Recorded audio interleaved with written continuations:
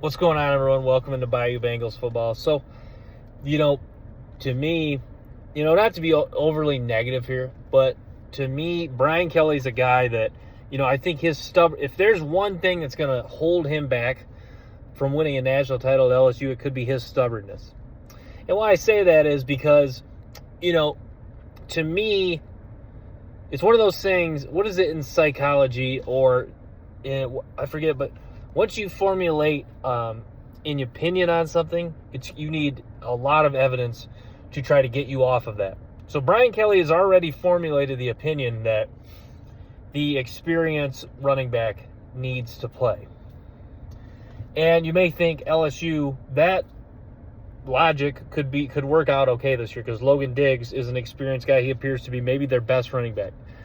But Caleb Jackson, for whatever reason, a talented guy. I think that's factual. This guy's proved, high school he was a big-time recruit, and he's already shown a lot of ability, not only in practice, but in the fall scrimmage, and then now against Grambling. But Brian Kelly still continues to you can tell that he is standing on, he's willing to die on that hill of playing experienced running backs. Because he keeps saying, every time they talk about Caleb Jackson, he keeps making an excuse for why he keeps looking at the negatives of Caleb Jackson, which makes no sense. Because if you look at, he had a great fall scrimmage, and Brian Kelly goes, yeah, well, is that good running or is that poor tackling? And then he plays well against Grambling State, and he goes, well, no offense, but he said something, not quoting here, something along the lines of, well, we're not playing the best competition, we're controlling the line of scrimmage. So you got to think, so is Logan Diggs just that superhuman that he just plays well, that we don't need evidence against him playing against better competition? Now, granted, he did play pretty well at Notre Dame, but still, it's just, to me, it seems like he is just willing to die on that hill of he just will play experienced running backs, which to me, let's think it down the road, okay? Let's look at Alabama, okay?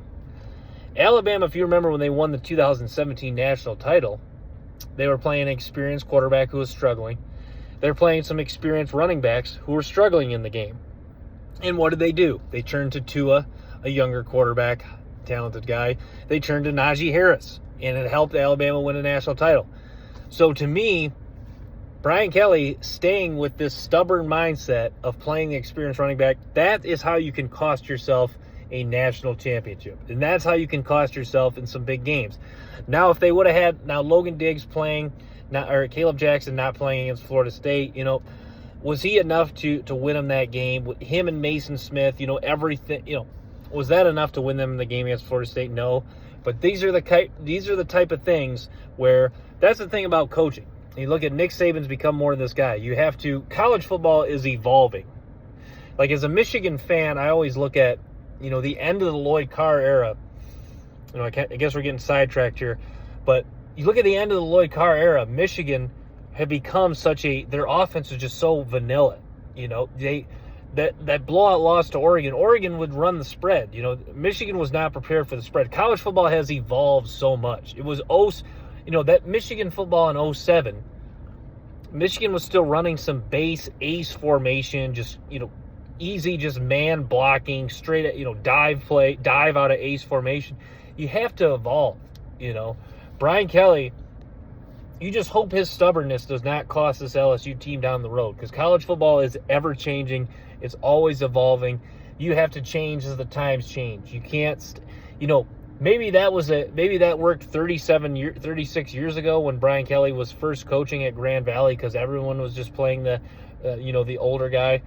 But right now, as ready as some of these young guys are to play, I mean, you see it with Colorado, freshmen, not that you want to get in the habit of just playing freshmen, but, so these guys they have some of the training and how young these guys are in camps, and, how ready some of these young guys are, that is just really, you have to get, a lot of times you just have to get them on the field. You can't be so stuck in your ways, and that can really cost you. So Brian Kelly, hopefully, hopefully can play Caleb Jackson more, because they really could need him potentially down the road. But yeah, LSU facing Mississippi State this week. Mississippi State coming off a nice win against Arizona in overtime. So yeah, this will be. One of the reporters asked the question to Brian Kelly. This is something along the lines of, is this a better gauge, a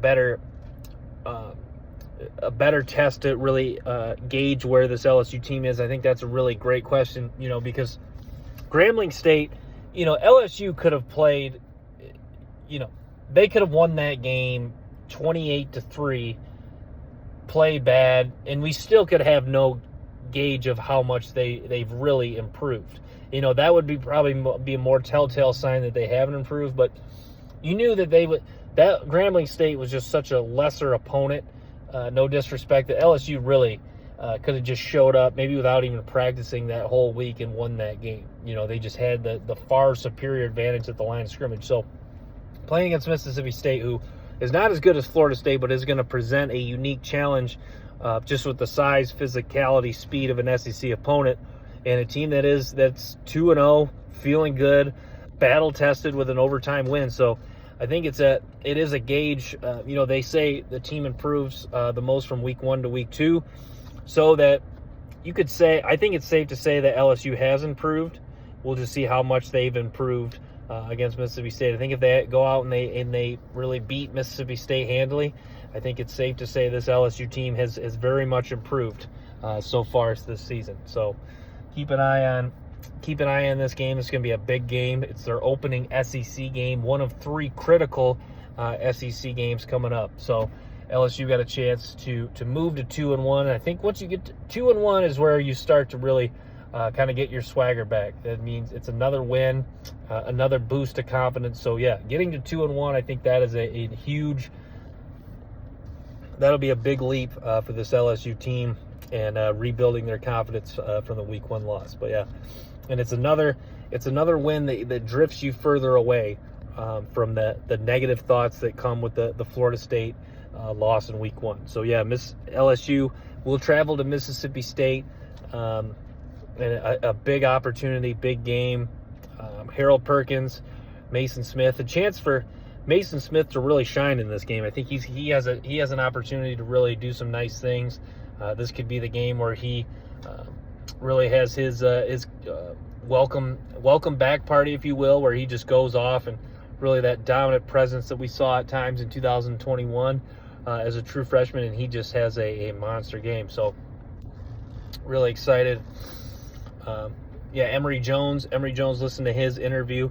It's the first time he's back in Mississippi, playing at Mississippi State, or first time ever playing at Mississippi State. He got his first start last year in week 3 against Mississippi State. They're going to move him a little bit to guard. They're going to play Zeelands Hurd at right tackle. So yeah, I like some of the stuff LSU's doing. I think Zeelands Hurd has a chance to be really dominant at right tackle. We'll see how he performs in this game. But is an excellent young player, and he's got a chance to really do some nice things this season. So yeah, kind of shuffling pieces around in the offensive line. I like what they're doing here with Zeelands Hurd. They got I do like this. That Brian Kelly is not. I do like that he does rotate guys. Obviously that would not be super wise if they didn't rotate guys, because especially in the secondary, like Andre Sam and Chestnut. If one of those, some of those guys that don't start the game, they are just really talented and so experienced. You really, it is a kind of a detriment to the team if you don't have them on the field. So yeah, Harold Perkins, lost my train of thought here. What are you talking about? Oh yeah, Zeelands Hurd. Yeah, got to find him a way to get on the field.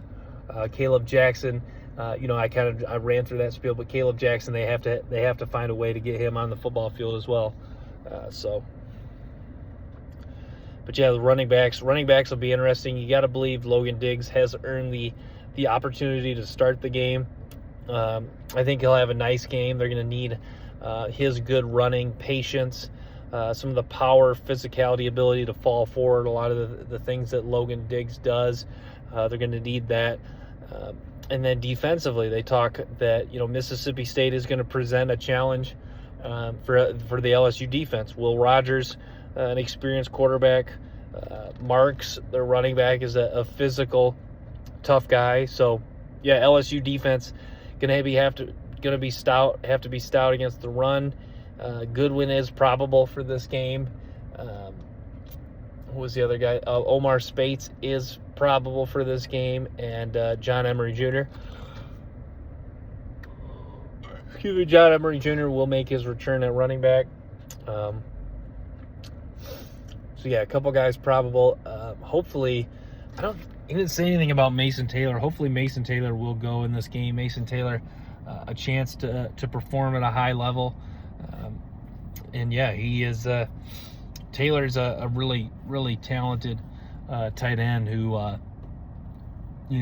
they do not need him to miss any time. Mason Taylor being on the field, obviously, is a huge benefit to the LSU offense. This is a guy who just really does it all in the passing game. And dad, Jason Taylor, played in the NFL. So, yeah, they certainly need Mason Taylor on the field for this game.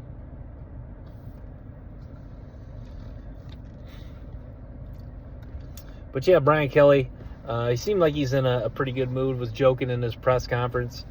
I think he's hungry for a victory in an SEC win. Brian Kelly's a guy that really embraces the challenge of the ACC, and that's exactly what this game's going to present. And he talks about playing on the road too, so he really emphasized, how tough it is to win on the road, how tough it is to beat a team like Mississippi State, who is a true, tough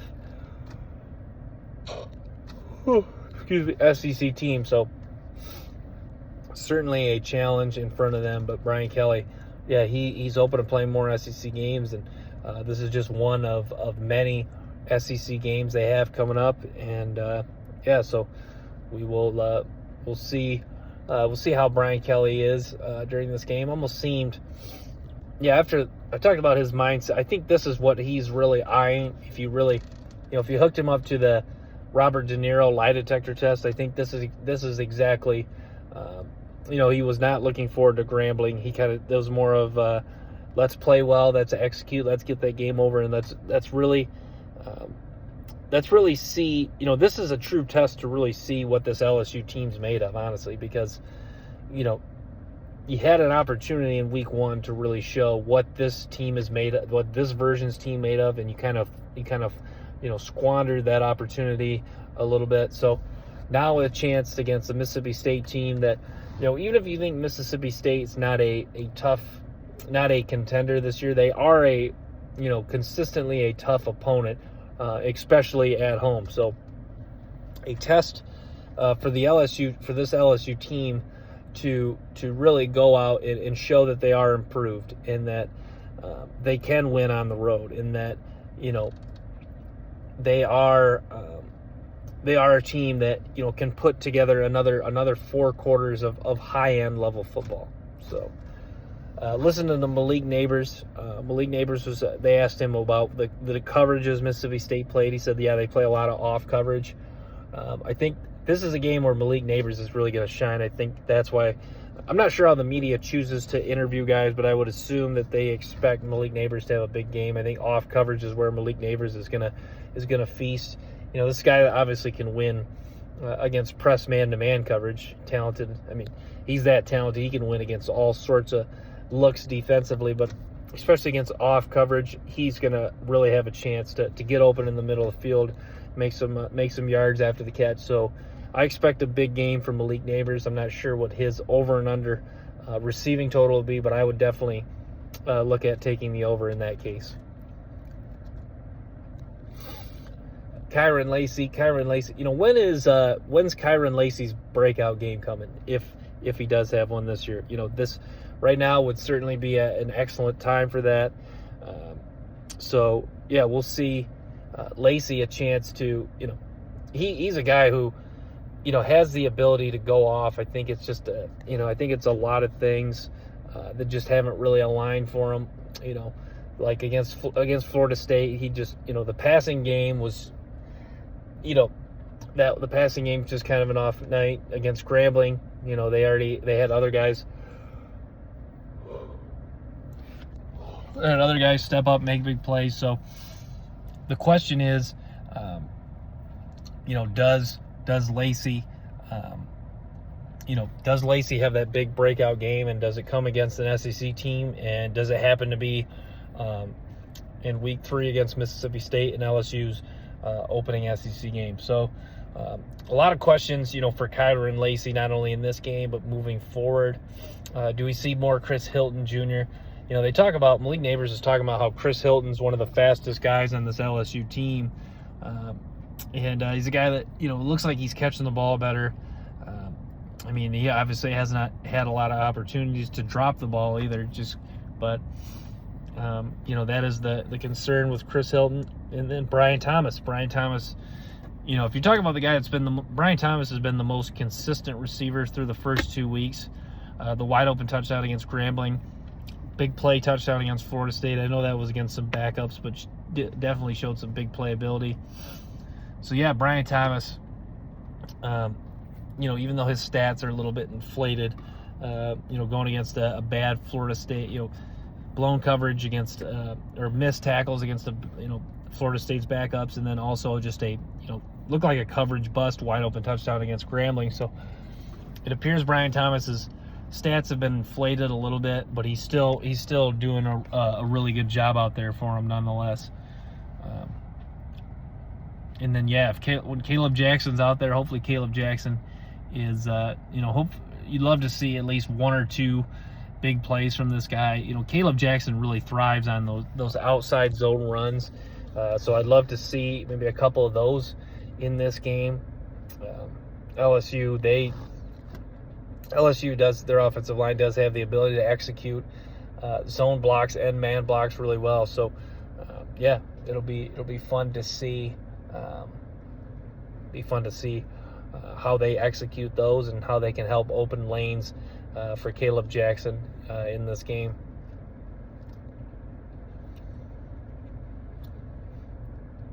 But yeah, and the offensive line really solid against Grambling. But I think Brian Kelly to me, maybe not super anxious to see how the offensive line performs, but I think he is kind of watching.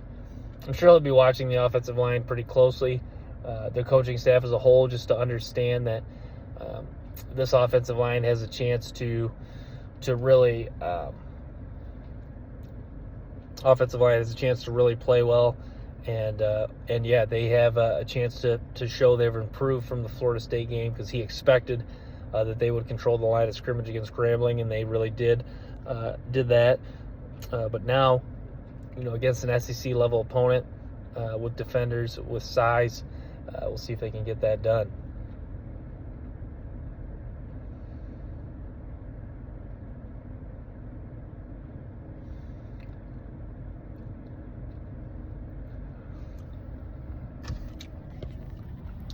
But yeah, Jaden Daniels, you know, hopefully, I would love to see Daniels in this game get into a rhythm.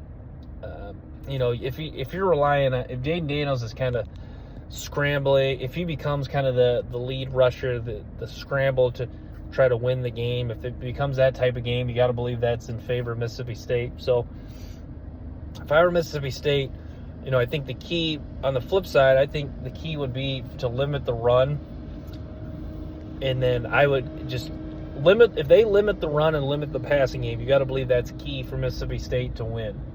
Because if they shut down one of them, I'd say if they shut down the passing game but the run game isn't limited, you know, they probably still have a chance. But that's the thing with LSU. I feel like they have, you know, with the big explosive receivers in Taylor and Malik Neighbors, if Mississippi State limits, you know, if they take away the receiving game, you feel like that'll make it really hard on LSU, unless they're running the ball at such a high level. It doesn't matter.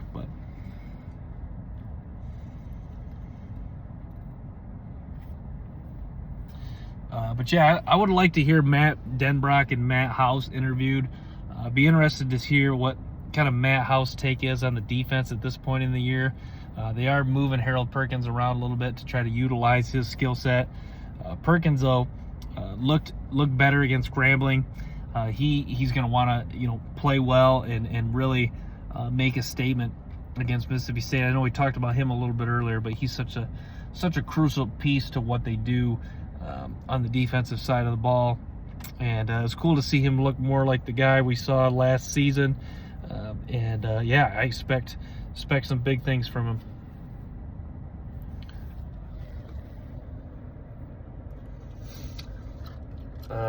Anything else? I'm trying to think of what else we wanted to touch on. But yeah, the defensive line. I thought, Savion Jones has played. That would be a guy if I was Matt House, I'd really challenge in this game. I think it was last year he got a sack in this game. But Savion Jones is that guy that's just, if like Mason Smith and Mekhi Wingo, I think they have already shown they have a high enough floor that they're going to be pretty disruptive. But Savion Jones, to me, if he can take another step in his play this year, I think that would be absolutely critical for this LSU team. And Savion Jones doesn't have to be a dominant defensive end, but can he be if he can take another, he can take it up another notch and just continue to grow up and get better this season, I think that will play a huge role in the success of this LSU defense.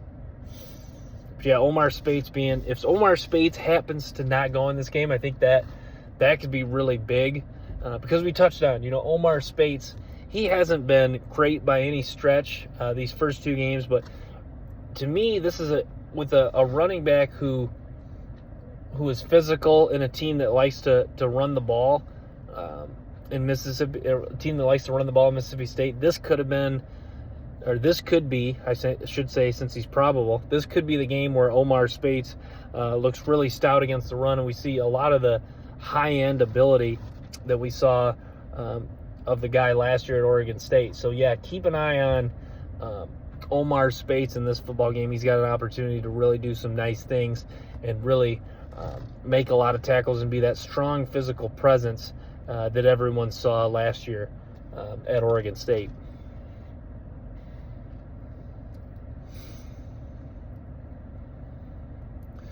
But yeah, what else do we want to discuss here?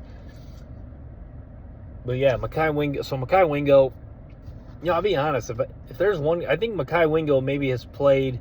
I didn't really watch him super closely against Grambling. If there's one guy that's probably having his best season, it is Mekhi Wingo. And you feel like Mekhi Wingo, kind of one of those guys that's a late bloomer in the sense that not that he was not ready to play right away in college, but a guy that just, I think it's safe to say going into this year, the way he performed last year, you'd say he's a good player, but now is he breaking through to become maybe potentially a first-round defensive tackle and a guy who becomes a really good player in the NFL? I think that's a fair question. I think it's a question we're probably going to get. It might already be answered, but I think we're going to certainly get the answer to that as the season goes on. But yeah, Mekhi Wingo seems like I always think of Derek Brown too, kind of one of those guys that's experienced guy, just seemed to get better and better.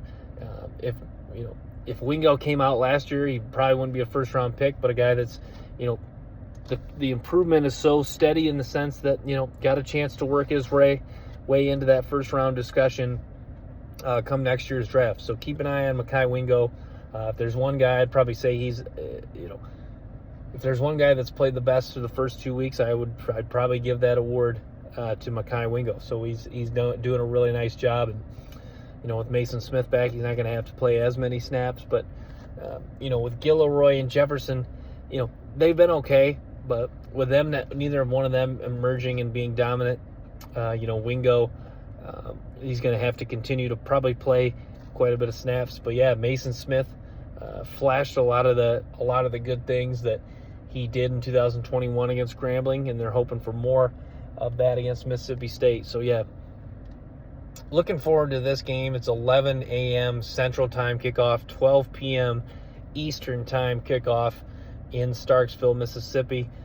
So yeah, looking forward to it. Hopefully, I think ESPN has the coverage of this game. So yeah, this will be game when you get up Just be a few short hours, and you'll be watching college football, LSU at Mississippi State in Starksville. So I'm going to wrap with that, guys. Thanks for tuning into this episode of Bayou Bengals Football. Stay tuned for more episodes and clips from the show.